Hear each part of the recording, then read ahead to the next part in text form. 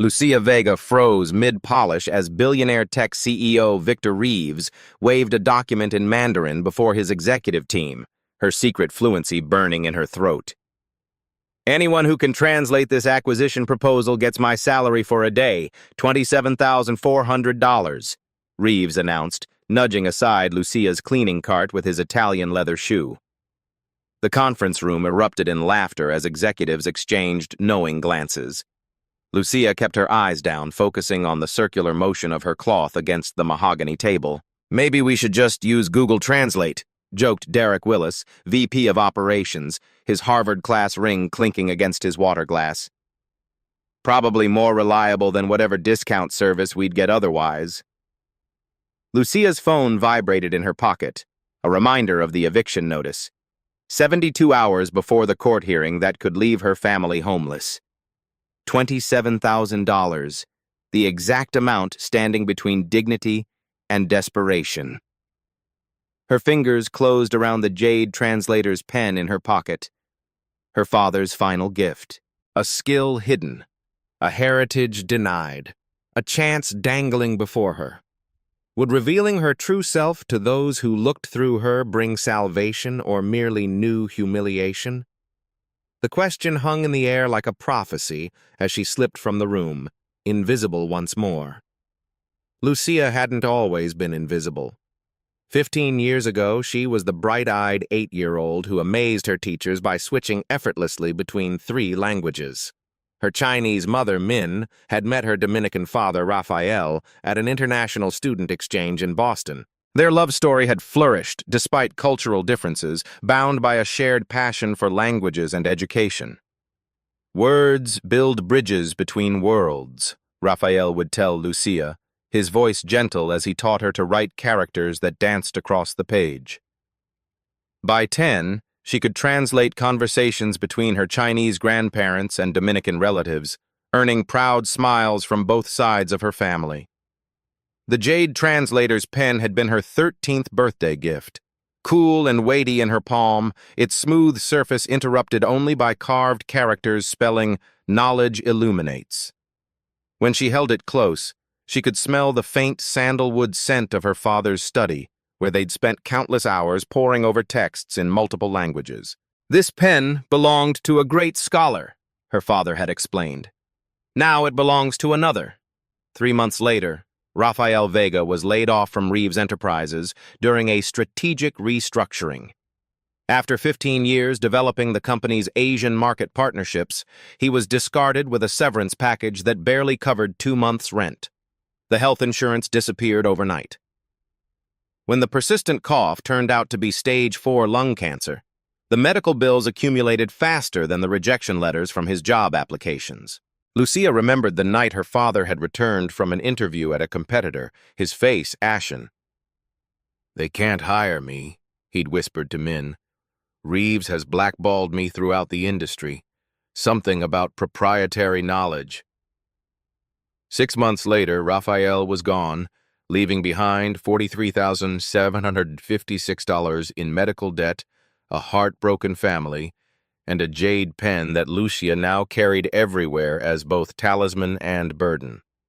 Min took on 3 housekeeping jobs, her engineering degree from Beijing University, useless without American credentials or connections.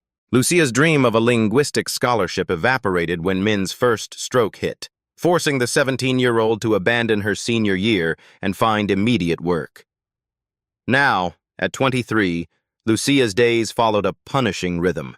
Cleaning offices at Reeves Enterprises from 4 p.m. to midnight, caring for her partially paralyzed mother until dawn, grabbing 3 hours of sleep, then translating academic papers online from 8 a.m. to 2 p.m. under the pseudonym Linguistic Bridge.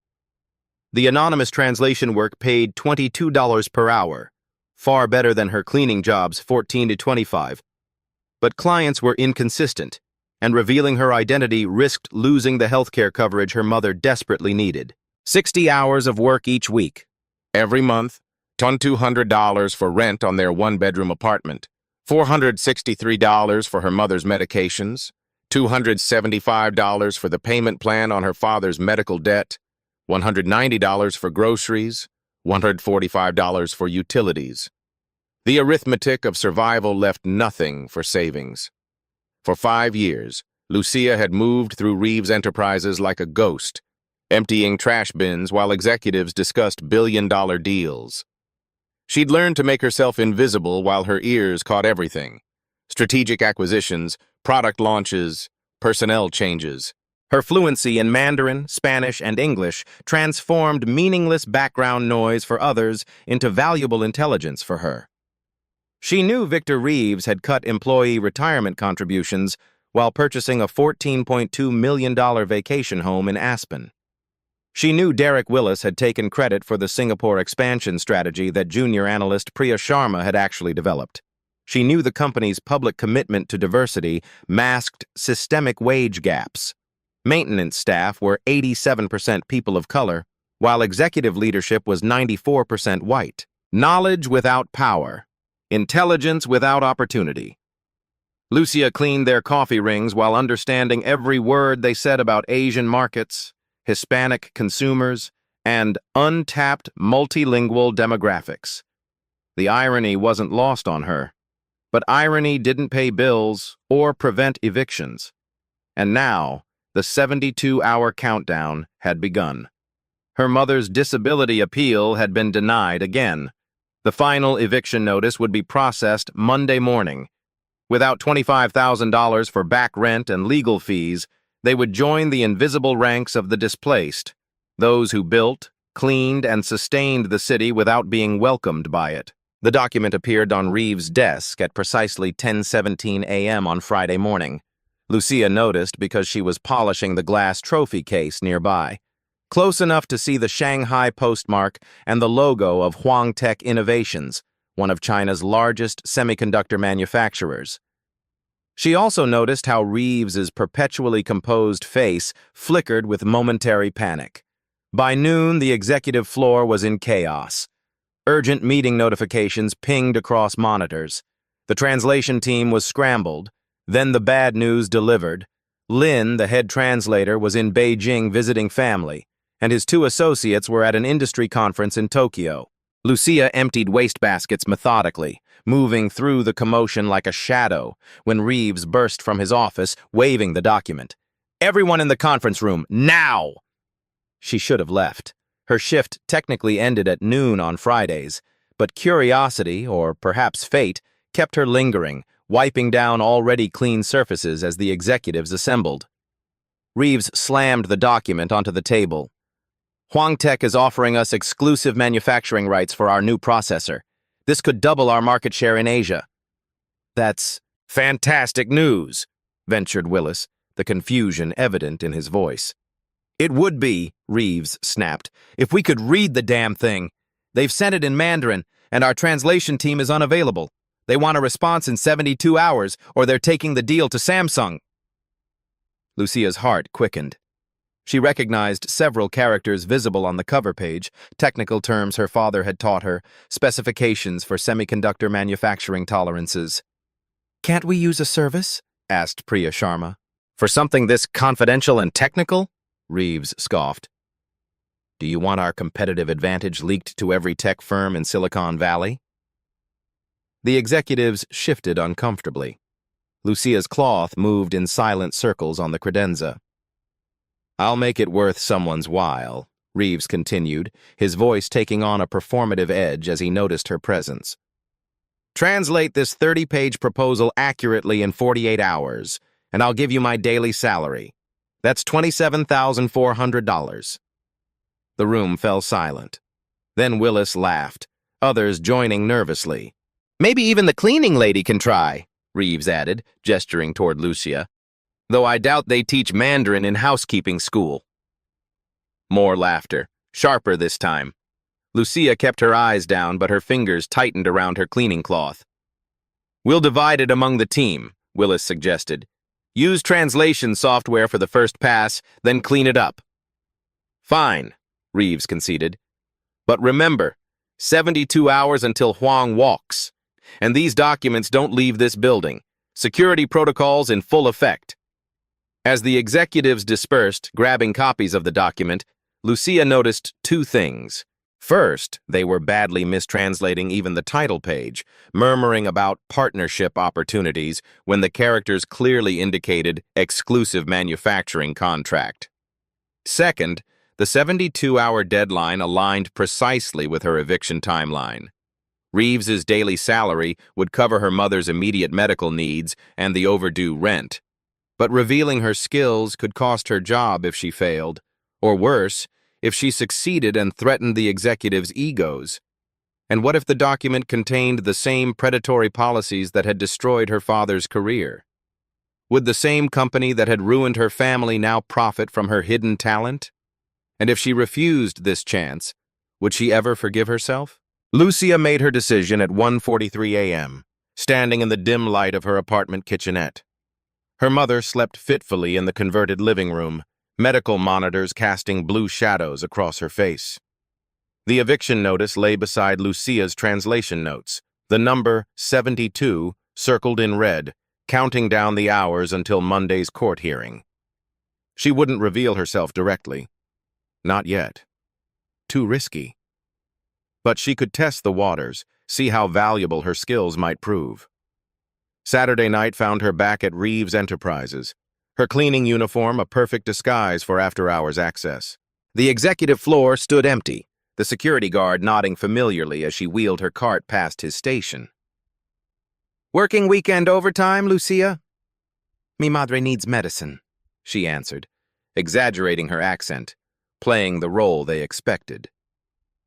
In the conference room, executives had left their translation attempts scattered across the whiteboard, a mess of mistranslated technical jargon and business terms. Lucia winced at their mangled interpretations. Using her jade pen, she carefully corrected 3 critical sections, translating the complex semiconductor terminology with precision. She signed it simply, "Night Owl." The corrections were specific enough to demonstrate expertise, but limited enough to seem like helpful hints rather than a complete solution. A test balloon to gauge reaction. By Sunday morning, her anonymous assistants had created a stir. Arriving early with her cleaning cart, Lucia lingered near the conference room door, eavesdropping. "Who the hell is Night Owl?" Reeves demanded. "Security says nobody unauthorized entered the building," Willis responded. "Must be someone on our team." Lucia watched through the gap in the door as Willis studied the whiteboard, his expression calculating. Then, to her disbelief, he erased her signature and turned to Reeves. "Actually, I did this part," Willis claimed smoothly. "I've been studying Mandarin privately. Didn't want to make a big deal of it until I was more fluent, but given the emergency..." Reeves clapped him on the shoulder. "Finally, some initiative around here. Take point on this, Willis. Coordinate the team's efforts." Lucia's small victory turned to ash. Willis, promoted to project lead based on her work. The injustice burned, but she couldn't afford indignation. Not with only 48 hours remaining before eviction. That night, with her mother finally asleep, Lucia spread the photographed documents across their kitchen table. Working through the technical portions, she discovered something that made her blood run cold. The contract included provisions for workforce optimization requirements, language that would allow Reeves to lay off 300 workers at the manufacturing plant in exchange for reduced production costs. Among those workers would be her mother's cousin's family, who had finally found stability after immigrating last year. Lucia sat back, the jade pen suddenly heavy in her hand. Complete the translation anonymously and enable more families to suffer? Or reveal herself and risk everything? Her phone buzzed with a text from her supervisor. "New security cameras installed in executive wing. All cleaning staff must complete tasks before 7 p.m. until further notice." The window was closing. With her after-hours access restricted, Lucia resorted to desperate measures. During her Monday shift, she hid in bathroom stalls during breaks, translating frantically on scraps of paper. She worked through lunch in the supply closet, racing against both Reeves's deadline and her own. Now just 58 hours until the eviction hearing. By Monday evening, she had completed translations for roughly 40% of the document. She carefully placed more anonymous night owl notes in the conference room, watching as Willis continued claiming credit, growing more confident with each successful interpretation. The countdown ticked. 56 hours until eviction, 47 hours until Huang Tech's deadline. Lucia's eyes burned from lack of sleep, her hands cramped from writing. Her mother's condition deteriorated, the stress of potential homelessness causing her blood pressure to spike dangerously. Necesitamos un milagro, her mother whispered that night, clutching Lucia's hand. We need a miracle. What her mother didn't know was that Lucia had the miracle within her grasp. If only she dared reach for it. We have a security breach. The words cut through Tuesday morning's executive meeting like a blade. Lucia, arranging coffee service, kept her expression neutral as the security chief played video footage showing a shadowy figure in the conference room after hours. The cameras caught someone, but the angle doesn't show a face, he explained. Could be industrial espionage. Investigate everyone, Reeves ordered, especially maintenance staff with after-hours access. Lucia felt Willis's gaze fixed on her. Had he connected her to the mysterious translations? By afternoon, security guards were interviewing all cleaning personnel. When Lucia's turn came, she played her role perfectly, the simple cleaner who barely spoke English, confused by complicated questions.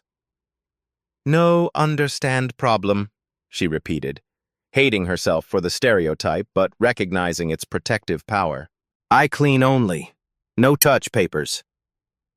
The security chief seemed satisfied, but Willis lingered after the interview, his Harvard ring tapping against the desk. Interesting, he said once they were alone. You seem to understand English perfectly when I'm giving cleaning instructions. Lucia shrugged, eyes downcast. Instructions simple, questions complicated. Willis leaned closer. I think you understand more than you let on. Much more. That evening, Lucia found her locker had been searched. Her stomach dropped when she realized what was missing. The jade translator's pen, her father's gift, her talisman. Looking for this. Willis twirled the pen between his fingers when he cornered her in the empty break room. Quite an unusual item for a cleaning lady. These characters here, they mean knowledge, don't they? Lucia reached for it, but Willis pulled it back. Security is very concerned about unauthorized items that could be used for corporate espionage. I've taken the liberty of filing a report. By Wednesday morning, HR had issued Lucia a formal warning for possession of unauthorized materials and suspicious behavior. Without her jade pen, her connection to her father, her confidence, Lucia felt unmoored, her certainty faltering. The eviction countdown showed 34 hours remaining. Her mother had been taken to the emergency room with chest pains, depleting their meager savings for the ambulance copay. The apartment manager had posted the final eviction notice, 48 hours until they would change the locks. Desperate, Lucia used her lunch break to access Willis's computer while he attended a meeting. What she discovered horrified her. Willis had deliberately mistranslated key sections of the Huang proposal, sections that would not only harm workers, but potentially violate international trade laws. Reeves was about to sign an agreement that could trigger investigations and massive fines. When she returned to cleaning duties, Willis was waiting. I know it's you, he said without preamble. The mysterious translator. I checked the personnel files. Your mother is Min Vega, formerly Min Liu from Shanghai. Your father worked here until we, how shall I put it, right-sized him. Lucia's mask slipped. My father was an invaluable asset to this company. Willis's eyebrows rose at her perfect English. So she speaks. I wondered how long you'd keep up the act. Give me back my pen. After I speak with immigration about your mother's visa status, Willis countered. Expired, isn't it? Since your father's death? Would be a shame if authorities were notified. The threat hung between them. Speak up and face deportation threats, or remain silent while hundreds lose their livelihoods and Reeves Enterprises commits corporate suicide. 30 hours until eviction. 24 hours until the Huang deadline. Lucia had never felt more trapped or more determined. The emergency board meeting began at 9 a.m. Thursday, exactly 24 hours before the Huang Tech deadline. Lucia moved silently around the conference room perimeter, pouring coffee and arranging pastries as Willis presented his completed translation to Reeves and the board members. As you can see, Willis explained, pointing to his PowerPoint, the terms are highly favorable. Huang is offering exclusive manufacturing at rates 15% below market, with minimal quality control oversight. Lucia winced at his mistranslation. The document actually specified stringent quality control protocols with 15% higher tolerance standards than industry average. Their only unusual request, Willis continued, is accelerated production scheduling using what translates roughly as modified staff allocations. Lucia's hands trembled as she refilled the water pitcher. Willis was deliberately obscuring the mass layoffs the contract would require. There's a technical section about the Liudong Moxing process that's still unclear, Willis admitted, butchering the pronunciation so badly that Lucia couldn't stop herself from flinching. Reeves noticed. Something wrong with the coffee, girl? All eyes turned to her. The moment stretched, her future balanced on a knife's edge. Liudong Moxing, Lucia corrected softly, the proper tones flowing naturally. It means fluid modeling system, not whatever he said. The room froze. Willis's face darkened. Excuse me? Lucia straightened her shoulders, 16 years of language study overtaking 5 years of practiced invisibility. You've mistranslated several critical sections. Liudong Moxing refers to the semiconductor's thermal management system, which requires specialized handling during manufacturing. It's not about staff reallocation, it's about technical specifications. How dare you interrupt, Willis began, but Reeves cut him off. You speak Mandarin? Reeves demanded, studying Lucia as if seeing her for the first time. Mandarin, Spanish, and English, Lucia answered, her heart pounding. I also read Japanese and Korean, though my speaking fluency is limited. She's lying, Willis interjected. She's just a cleaner. My father was Rafael Vega, Lucia continued, gaining confidence with each word. He built your Asian market division before your strategic restructuring 5 years ago. He taught me business Mandarin and technical terminology since childhood. Recognition flickered in Reeves's eyes. Vega. I remember him. This is absurd, Willis protested. She's probably working for our competitors. Check my credentials, Lucia challenged, pulling out her phone to display her profile on translationbridge.com. I work under the username Linguistic Bridge. I have a 4.98 rating with over 400 academic and technical translations completed, specializing in engineering and business documents. Reeves took her phone, scrolling through the impressive client list and testimonials, his business instincts clearly wrestling with his prejudices. Willis, your translation mentions nothing about quality control protocols, Lucia continued, addressing the board now. It also obscures the fact that Huang Tech is requiring you to lay off 300 manufacturing workers as a condition of the deal, which would violate 3 separate labor agreements you've signed. The board members murmured, looking between Willis and Lucia. This is outrageous, Willis sputtered. You can't possibly... Page 16, paragraph 4, Lucia recited from memory. The characters clearly state that Reeves Enterprises must implement workforce reduction measures of no less than 300 positions within 60 days of contract execution. I can read the entire section verbatim if you'd like. Reeves studied her for a long moment, calculation replacing surprise. You claim you can translate this entire document accurately? I've already translated about 60% of it, Lucia admitted. I was leaving anonymous notes to help, the ones Mr. Willis has been taking credit for. Willis's face flushed crimson as heads turned toward him. You were the night owl? Reeves asked. Lucia nodded. A slow smile spread across Reeves's face, not warm, but predatory. recognizing an opportunity. "My offer stands," he said. "Translate the complete document by tomorrow's 9 a.m. deadline, and my daily salary is yours, $27,400. "I want it in writing," Lucia countered, surprising herself with her boldness. "And I want my pen back." "Your pen?" Reeves frowned. "My Jade translator's pen. Mr. Willis confiscated it yesterday and filed it as suspicious material." All eyes turned to Willis, who reluctantly pulled the pen from his jacket pocket.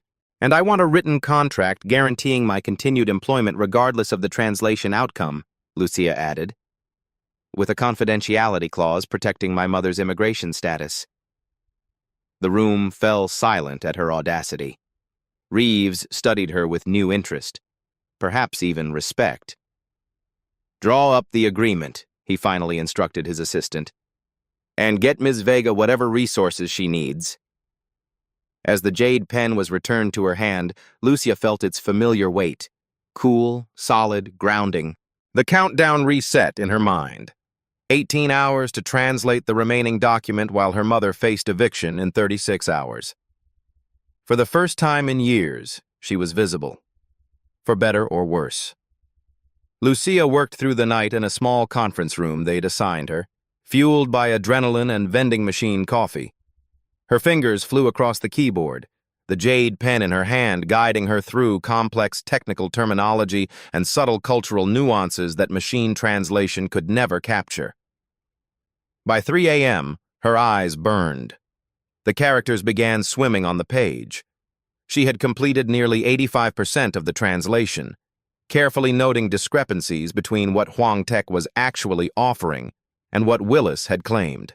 The truth was somewhere in between, not as rosy as Willis painted, but not as exploitative as she initially feared. The workforce reductions were suggested, not required, and Huang had included provisions for retraining programs.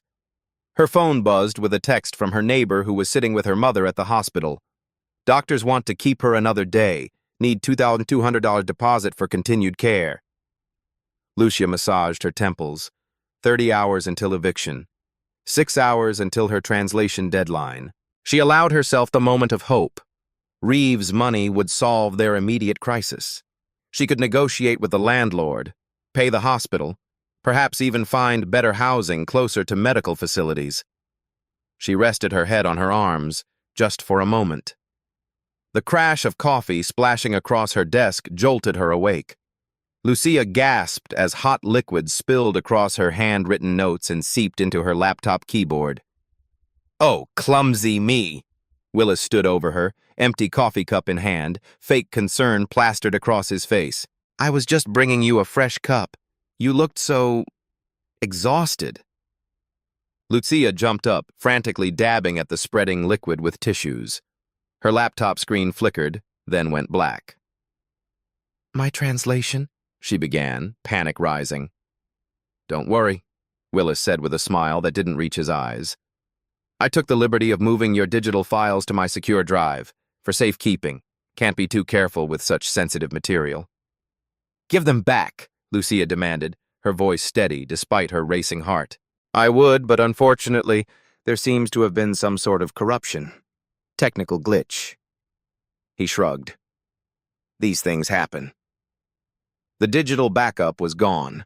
4 hours before deadline, Lucia would need to reconstruct critical sections from memory and the coffee-stained notes that remained legible. As Willis sauntered out, he called over his shoulder, "Reeves expects perfection, you know. One mistranslated clause could cost the company millions. I'm sure he'll understand if you need to. Withdraw from the challenge." Lucia's phone buzzed again, this time her landlord. "Eviction processor coming tomorrow morning instead of Monday. Legal approved acceleration due to repeated late payments." She stared at the ruined papers, the dead laptop, feeling the walls closing in. 3 hours of work lost. Mother in the hospital. Eviction imminent. Willis had outmaneuvered her at every turn. For one moment she considered giving up, walking away, finding another cleaning job somewhere Reeves and Willis couldn't touch her. Then her phone rang. The hospital. Her mother's condition had worsened. They needed payment authorization for additional treatment. Lucia worked frantically, recreating translations from memory, her hand cramping around the jade pen. 2 hours passed. 3. As dawn broke, exhaustion overtook her. Her head drooped, eyes closing despite her best efforts. She awakened to Reeves standing over her, Willis smirking behind him. The wall clock showed 8:47 a.m., 13 minutes until deadline.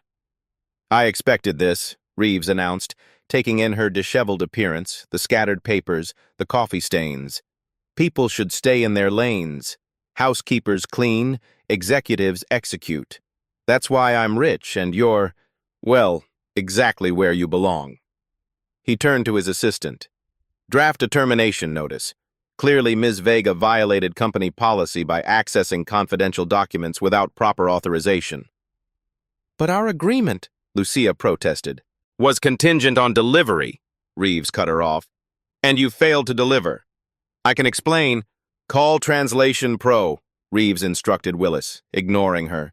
"See if they can start from scratch this afternoon. We'll have to ask Huang for an extension." Willis's triumphant expression said everything. Lucia sat frozen, watching her one chance at saving her family collapse under corporate cruelty. Her father's voice echoed in her memory. "Words build bridges between worlds." But what happened when those bridges were deliberately burned? Had she risked everything only to end up in a worse position than before? As Reeves turned to leave, Lucia's gaze fell on her bag where the edge of a notebook peeked out.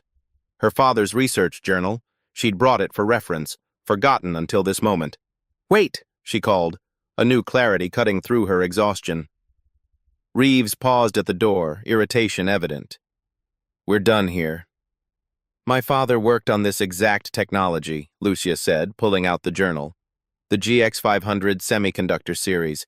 He was part of the original development team before Huang Tech acquired the patent."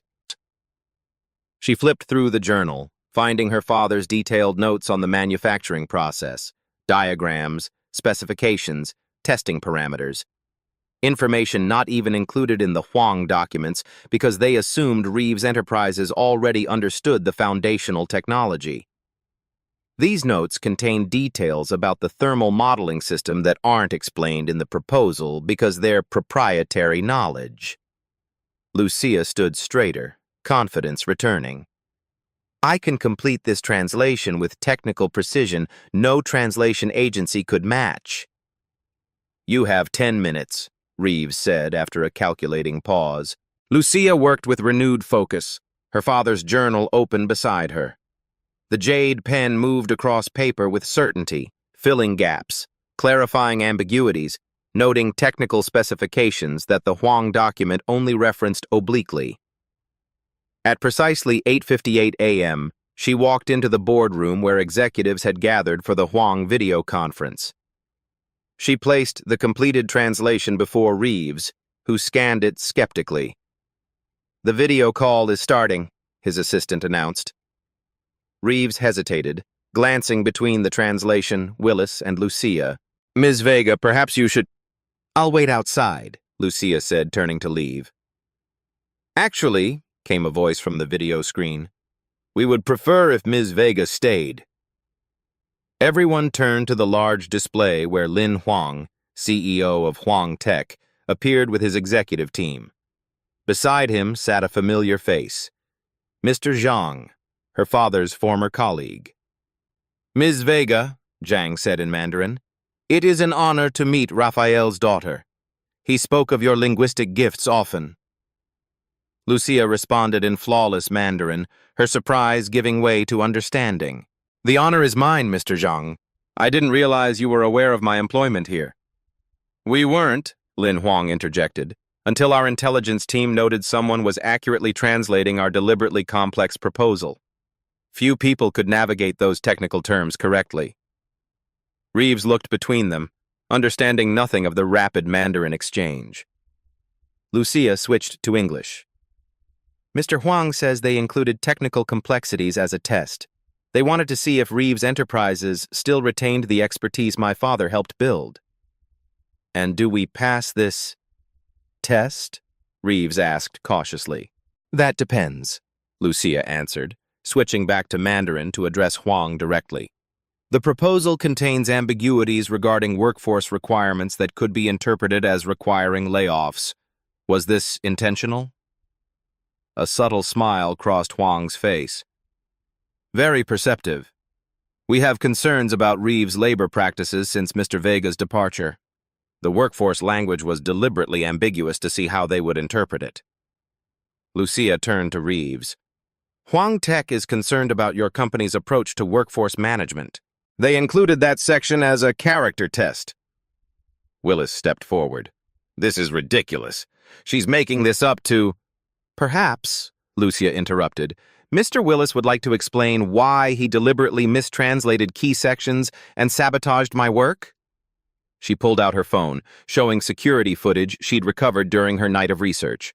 Willis clearly visible pouring coffee on her computer and deleting files from her directory. The room fell silent. Reeves's expression hardened as he watched the indisputable evidence.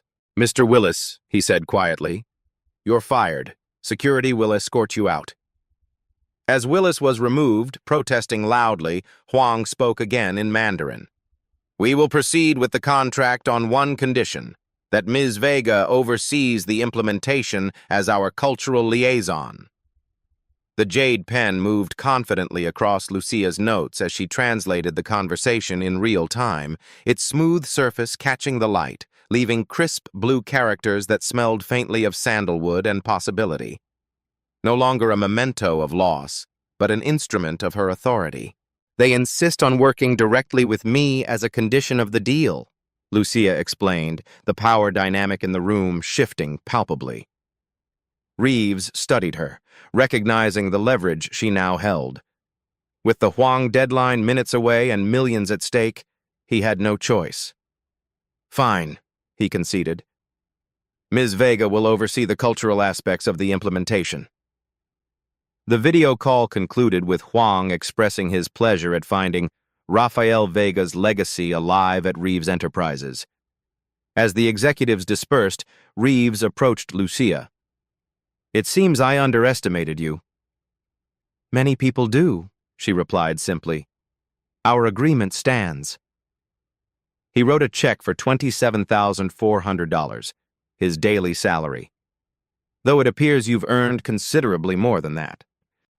As cameras recorded the official contract signing for company records, Huang made one final request via email, a $50,000 signing bonus specifically designated for cultural consultancy services provided by Lucia Vega. With $77,400 in hand, enough to save her mother's medical care, stop the eviction, and provide breathing room for the first time in years, Lucia finally allowed herself to exhale. The jade pen rested in her hand, no longer a burden of the past, but a key to her future.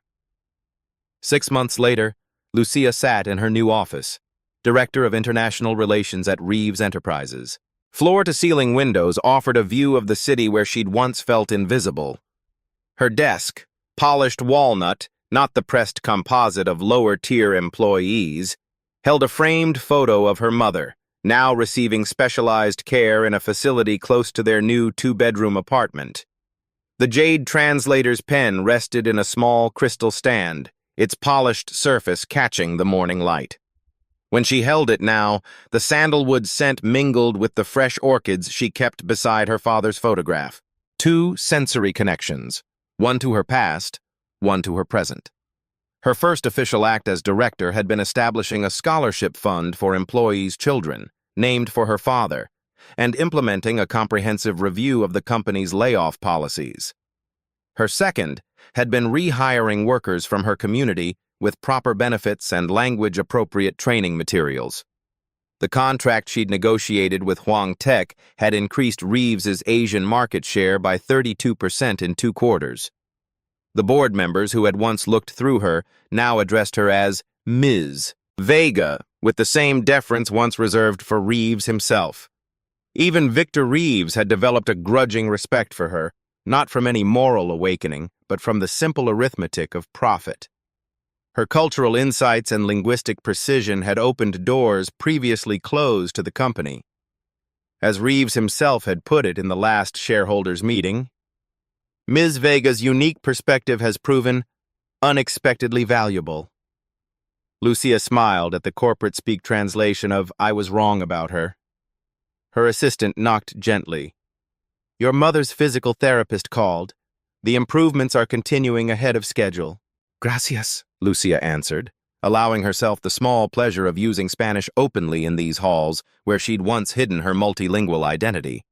Her phone chimed with a calendar reminder. The monthly board meeting in 15 minutes. 6 months ago, she had been invisible in that room, wiping fingerprints from water glasses while executives made decisions that affected thousands of lives. Today, she would present her international expansion strategy, a plan projected to create 450 new jobs and increase company valuation by 18%. As she gathered her materials, her gaze fell on a newspaper clipping framed beside her father's photo. The business section headline read, "Reeves Enterprises stock soars on Asian partnership. New director credits immigrant father's legacy." The article highlighted her unconventional rise from maintenance staff to executive leadership, with analysts praising the company's unexpected talent discovery as a model for corporate diversity. What the article didn't mention was the 28 other maintenance and support staff members who had been promoted after Lucia implemented her Hidden Talents Initiative, a company-wide program that encouraged employees at all levels to showcase their skills and education. The former security guard with an engineering degree from Nigeria, the cafeteria worker who spoke 5 languages, the IT help desk technician with a gift for product design. Willis, meanwhile, had become a cautionary tale in corporate circles after his attempted sabotage went public. No major tech firm would touch him now. The last Lucia had heard, he was teaching business communication at a community college, ironically educating the very demographic he had once dismissed. Reeves himself remained unchanged at his core, driven by profit rather than principle, but had learned to recognize talent regardless of its packaging. He still referred to Lucia's rise as lightning in a bottle, rather than acknowledging the systemic barriers that had kept her hidden. But actions spoke louder than words, and his willingness to reform hiring and promotion practices had real-world impact beyond performative statements. As Lucia walked toward the boardroom, employees greeted her by name, some in English, others in Spanish or Mandarin, each interaction a small bridge between worlds. She carried her father's jade pen not as a secret talisman, but as a visible symbol of her heritage and expertise. The board members rose when she entered, a sign of respect that still surprised her. As she prepared to present her vision for the company's future, Lucia thought of her mother, now taking college courses online to refresh her engineering credentials, and of the cleaning staff who now looked her in the eye instead of averting their gaze. Visibility had its price, the scrutiny, the pressure, the knowledge that she represented more than just herself in these rooms. But invisibility had cost far more. The talent wasted, the voices unheard, the bridges unbuilt. "Good morning," she began in 3 languages, watching the board members' appreciative nods. "Today, we're going to discuss how embracing multiple perspectives transforms not just our culture, but our bottom line." Lucia clicked to her first slide, displaying the 32% market share increase alongside the 24% improvement in employee retention since implementing her initiatives. Numbers spoke every language, especially in boardrooms. "Talent doesn't always arrive in expected packages," she continued, "but companies that recognize it regardless of its wrapping gain competitive advantage. Let me show you how." The jade pen moved confidently across her notes as she led the company's leadership into a future her father could only have dreamed of, one where bridges between worlds became highways of opportunity. Has someone ever underestimated your potential? Did you have a moment when you finally showed your true value, just like Lucia? Share your story in the comments below. I want to hear how you transformed from invisible to invaluable. If you enjoyed this story of hidden talent and unexpected triumph, don't keep it to yourself. Subscribe to Beat Stories for more powerful narratives that will inspire you to reveal your own hidden strengths. Hit that like button if you've ever been underestimated, and ring the notification bell to never miss our weekly uploads of life-changing stories. Remember, your next chapter could be just one brave decision away, just like Lucia's was. Beat Stories, where your potential becomes your power.